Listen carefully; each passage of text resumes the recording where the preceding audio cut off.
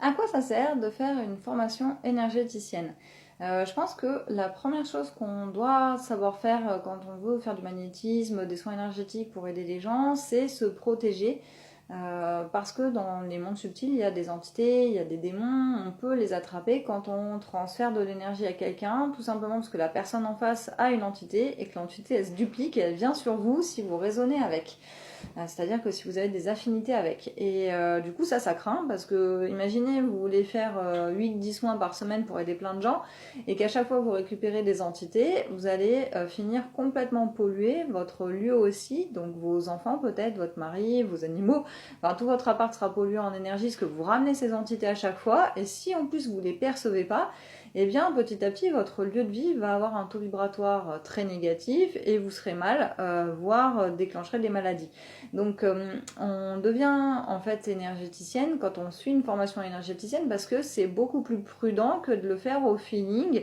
Tiens, j'ai fait un peu de Reiki, un peu de Lao Chi, j'ai fait 5 minutes de magnétisme et du coup je m'improvise thérapeute et je veux aider les gens. Non, c'est pas une bonne idée parce que vous n'avez pas à ce niveau-là développé vos ressentis et vous n'avez pas encore de vrai contact médiumnique avec vos guides.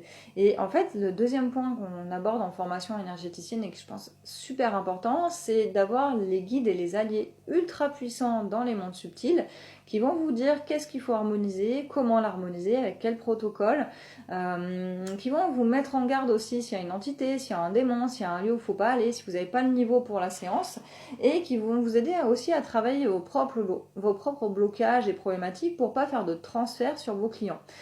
Donc ça c'est un aspect hyper important de la formation énergéticienne que je propose. Et après il y a d'autres points importants qui seront par exemple d'harmoniser le lieu, d'harmoniser votre cabinet, de pouvoir transmuter les énergies négatives pour pas que ça stocke et que ça s'accumule à chaque fois qu'un client passe dans la salle d'attente, passe dans le cabinet. Parce que sinon, en quelques semaines, votre cabinet ne sera plus du tout avec un taux vibratoire élevé, ça sera un espèce de blob d'énergie négative qui s'accumule comme ça au fur et à mesure. En formation énergéticienne, je pense que aussi vous allez pouvoir travailler en binôme, échanger des messages des guides, faire des oracles, travailler sur vous, sur vos blessures, sur vos brèches. Et c'est tout ça qui fait que c'est super riche et que c'est un vrai chemin d'évolution. C'est pas seulement d'apprendre des techniques et des protocoles, mais c'est vraiment évoluer personnellement sur son chemin de vie. Alors, j'offre une formation justement pour découvrir vos dons et progresser avec vos dons. Donc, il y a juste à aller sur mon site L'Onde Cristalline pour récupérer la formation offerte. Et je vous dis à bientôt.